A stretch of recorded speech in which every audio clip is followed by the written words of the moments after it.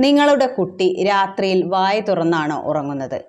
മിക്ക കുട്ടികളും, പ്രത്യേകിച്ച് ഒരു 10 വയസ്സിന് താഴെയുള്ള കുട്ടികളിൽ കണ്ടുവരുന്ന പ്രശ്നമാണ് രാത്രിയിൽ കൂർക്കം വലിക്കുക, അതുപോലെ രാത്രിയിൽ വായ തുറന്ന് ഉറങ്ങുക.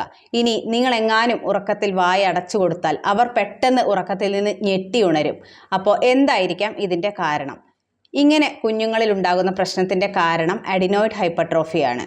മിക്ക കുട്ടികളിലും ഈ ഒരു പ്രശ്നം കണ്ടുവരാറുണ്ട്.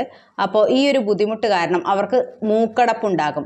ഇങ്ങനെ മൂക്കടയുന്നത് കൊണ്ടാണ് അവർക്ക് വായ് തുറന്ന് ഉറങ്ങേണ്ടി വരുന്നത്. അതുകൂടാതെ ആ ഉറക്കത്തിനുണ്ടാകുന്ന ഡിസ്റ്റർബൻസ് മൂലം കൂർക്കം വലിയും ഉണ്ടാകാം. ഇങ്ങനെ നിങ്ങളുടെ കുട്ടിക്ക് അഡിനോയിഡ് ഹൈപ്പർട്രോഫി ഉണ്ടെങ്കിൽ അത് ഒരു നേസൽ എൻഡോസ്കോപ്പി വഴിയോ അതല്ലെങ്കിൽ ഒരു എക്സ്റേ വഴിയോ നമുക്ക് തിരിച്ചറിയാൻ സാധിക്കും.